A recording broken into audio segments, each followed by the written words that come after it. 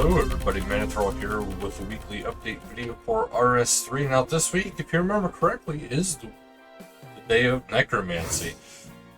So Necromancy is here now. I didn't have this video out earlier because I wanted to try it out, and just in case, this way I can get a little bit of tips and tricks out there for you guys, because there is a little bit of stuff that I noticed, especially if you're just on the ritual end. If you want to go out and do combat, just make sure you keep upgrading your gear as you go along. But yes, there's the new weapons, upgradable gear, abilities, incantations, which are basically spells, and more. So do keep that in mind. So today's basically all Necromancy skills come out. We did get a Journey Begins, which is what is the potential, well, not what is definitely coming, but what is going to be coming on the way. So first we do have the new skill Necromancy in August. In September we have the new updates, player feedback. October is new quest, Ancient Awakening. And November is a new boss battle, which looks like it is the Regal. So we will probably be facing off against him. But this also comes with like new rune crafting. There's more reasons to do fire making and not just bonfires. Yeah, we got the city of but we got the combat aspect of it. We have a brand new city. There's the rituals. There is the task set, which is only currently easy and medium. There probably will be a hard and elite that'll come at a later point, but there is that. There is the race. Now, I personally don't think I would be getting 121st, so I'm not even worried about that. But it is cool to see, and I'm wondering who is actually going to get there first. There is a Necromancy Founder Pack. So if you get that, you get the Cape, Death Shroud Cape, which you can see here in the picture. Now keep in mind, these items here are just cosmetics. And then there's an Aura Cosmetic, which is River of Souls, and a Companion Pet, which is Soulless, which is a little dagger that, well, I won't spoil it. But there's also some titles, which is a Citizen of a Friend of the Dead, Herald of Herald. But this is, on average, it's about a $10 pack. You know, it's like £8.99 and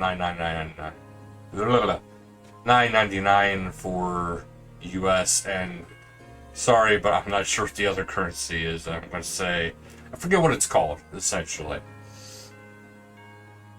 But there is a bunch of people who are streaming it, and they have been playing since the very beginning. I'm more like the rest of these people right here. I'm just playing it casually, personally.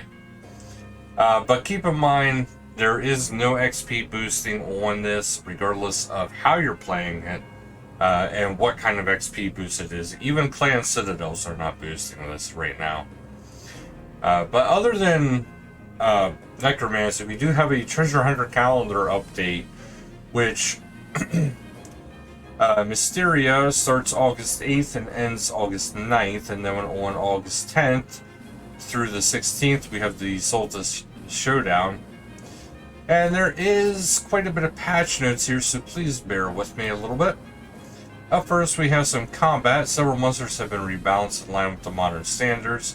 In particular, this affects the sizable chunk of early mid-game monsters. So the current list includes primarily monsters from Materials, Spria to Mashna. With the evolution in combat, a number of monsters were harshly balanced, meaning how a variety of monsters get one shot or deal essentially no damage.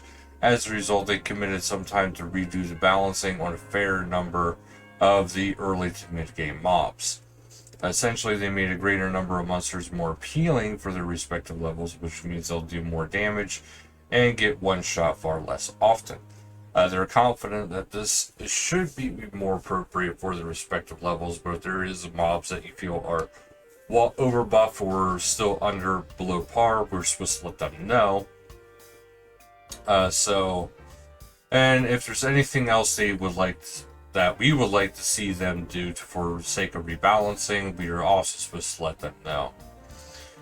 There is a tank gear life point, so Necromancy tank gear benefits from updated life point values. So in the other style, tank gear typically doesn't grant a life point bonus until 70 plus, even then it's rarely small. So they're trialing bigger boosts for Necromancy tank gear up to 50% life point increase, and starting from level 1, so it's completely this competes slightly more against power gear. This received a favorable feedback by the players. This might run across into other play styles as well, and attack combat styles. Spectral shields are now Necromancy shields, previously magic, and have the same passive effect as other spirit shields. The Igneous Kalzuk capes will be removed from worn or keepsake key refunded, and go into either your backpack, bank, or reclaim the general Grador in the Zuk area in Sentiston. All owned capes will be converted into hardened variant, which can be broken down into constitute Ket, Medj, and Zil capes. To reform the Igneous Kalzuk, players will need to obtain the Necromancy cape variant and Igneous Kalmor, made from Tok Kalmor and Igneous Stone. So, and combine all 4 capes back into the Igneous Kalzuk. And there's some weapon special attack changes. Special attack that universally affects combat styles will now be also applied to Necromancy. Examples include the Barrel Chest Anchor can now sometimes drain Necromancy attack and strength. Bandit's Godsword War Strike can now sometimes drain Necromancy attack strength. 2 Summoning Familiar special attacks have been slightly amended. The Bloated Leech Blood Drain can now also restore Prayer, Archaeology, and or Necromancy. Phoenix Rise from the Ashes can now drain Necromancy. Prayer Curses, certain prayers and ancient curses have been renamed to better reflect what they do, and consistent naming for and avoid confusion with the new Necromancy curses. So, for protect from missiles, this is protect from range. Sap Warrior is melee, Sap Ranger is ranged, Sap Ranger Strength is range strength, Sap Mage is magic attack, and magic strength is unchanged. Sap Spirit is Sap Adrenaline, Sap Strength is Sap Strength. Deflect missiles is deflect ranged.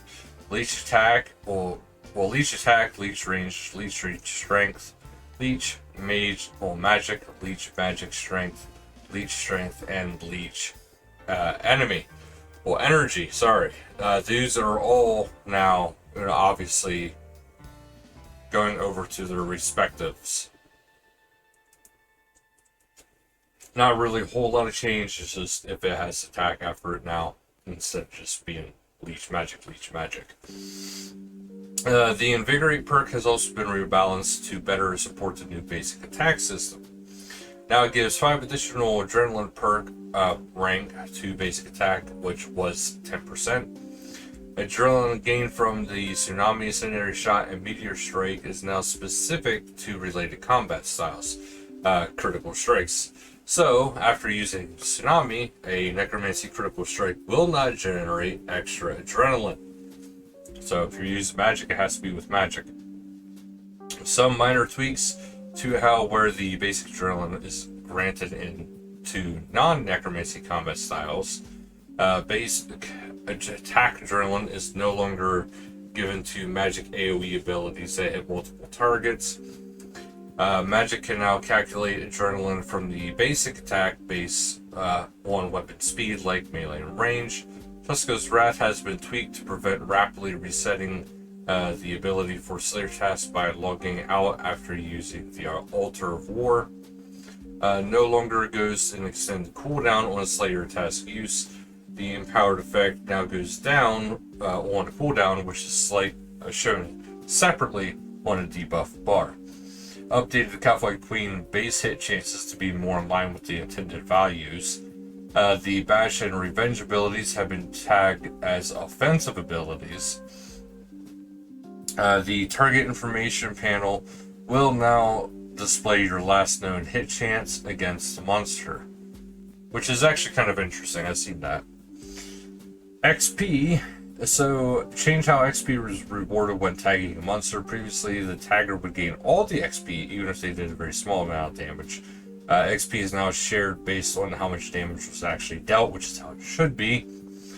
Fix an issue where the elite dungeon monsters would give you extra XP for each group that you attacked that monster. Change the current combat formula, combat XP formula, which was a bit confusing and made various assumptions about the state of the monsters. As a result, changing the stats of the mobs had a huge changes on the XP they granted. So they're looking at both simplify the XP system so it's easier for us to understand, and reduce the amount of combat XP players can get as it's spiraling into astronomically larger numbers. XP from monsters is now calculated directly from its hit points as it was in pre-EOC, currently at a rate of 50 XP per 1000 HP. This still accounts for the damage you deal, so if you deal half the monster's life points, you'll only get half the XP when it dies. They're going to monitor the XP rates and may increase or decrease accordingly. That is both the XP per HP. Remove the workaround for high defense monsters that would have the stats of any monster that was taggable. They weren't too keen how two monsters could have identical stats, yet their end defense and accuracy values could differ so greatly.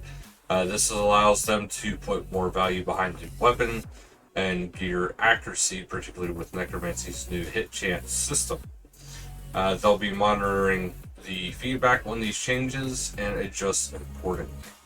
Reduce the benefit from the stat boosting in combat. Previously, a level 90 player boosting to 99 combat would outperform a player with base level 99 combat. Boosting the stats will now cause you to perform in an equal manner, so boosting to 99 would cause your damage to do the same as a player with a base of 99. The system was deemed unnecessary and confusing for players calculating their damage, especially due to the manner in which it was implemented, boosting multi-hitting abilities for more than single hits. And there is Necromancy tooltips. So as per the Necromancy, they made an effort to modernize the combat tooltips. So Necromancy only tooltips now show the exact damage values. Tooltips now have the inline sprites when denoting effects and buffs or other abilities. Tooltips now state the damage type, necromancy damage, magic, etc. They'll be looking to roll these changes out in the other styles in the future.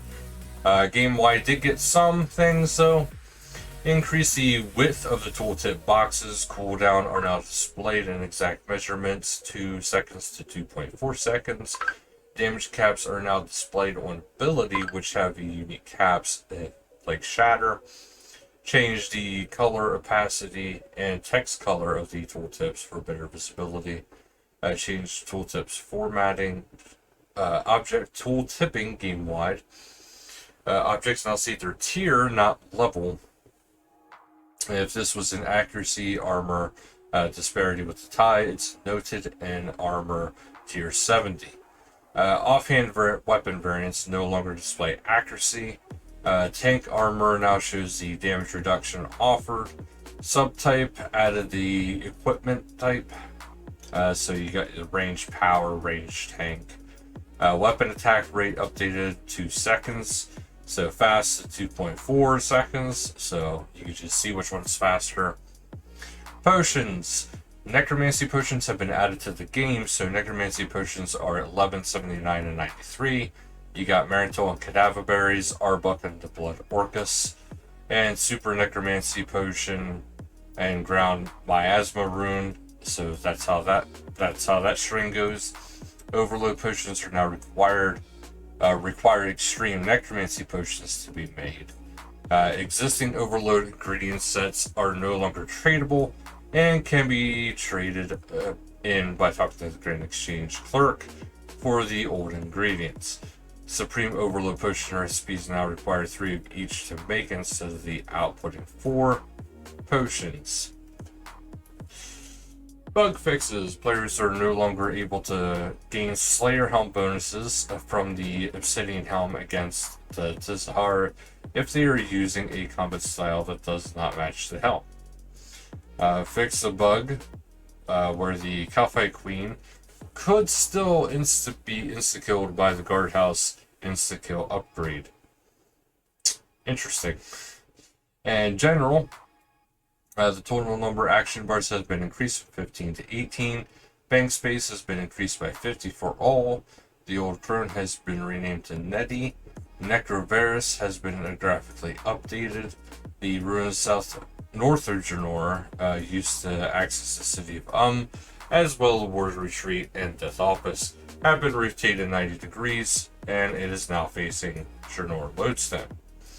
The ruins north of Janor used to access the city of as well as War's Retreat the Necromancy Tower has been graphically updated.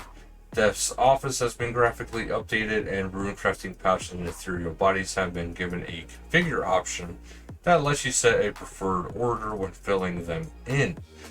So Impure Essence is only added as an option after completing the rune Mythos quest.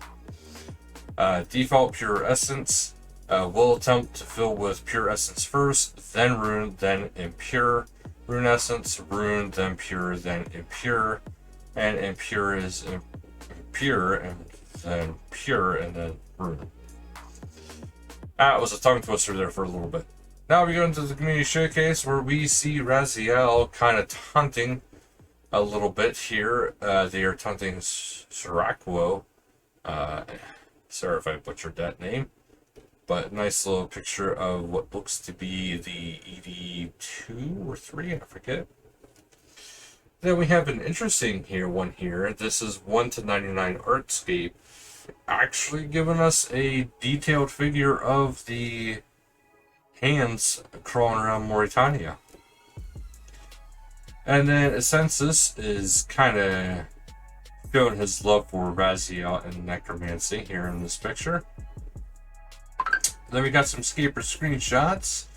Here we got some Dark Winks and some folks enjoying the crystal purification method in the Elven City Cathedral. And here we have a rather fainted penguin on a very busy day. So hopefully that penguin got their rest. Then we got the Pink Skirts event. So up first we have Penguin Tour hosted by Miss Misty. This will be Thursday, August 10th at 2000 game time. And then we have Silent Creation hosted by Lady Spirit, Corvette Report, and Fast SC. This will take place Saturday, August 12th at 1900 game time, World 99, Stealing Creation Lobby. So there is a couple things going on there, but overall, we have Necromancy. Now, the one tip I did want to give, and I feel like this is actually a rather important one, apparently my game froze. But when you are playing, one of the things that I say is kind of a big deal, and I didn't even know this either when playing, is when you are doing rituals, just make sure you don't have to go through and click on every single one of the glyphs or candles that you have going for you. All you have to do is right click on the pedestal in the center, and you can repair all from there. Now keep in mind, when you say repair all, it will repair all your glyphs if they are broken, as well as candles, etc, etc. So do just something to keep in mind. Otherwise, just enjoy the game. Play it how you want to play it. I just want to make sure you knew that one little tip about the pedestal and actually being able to do that, because it's a big time save. But that'll be it for this video, guys. So thank you guys so much for watching, and until next time, later, guys.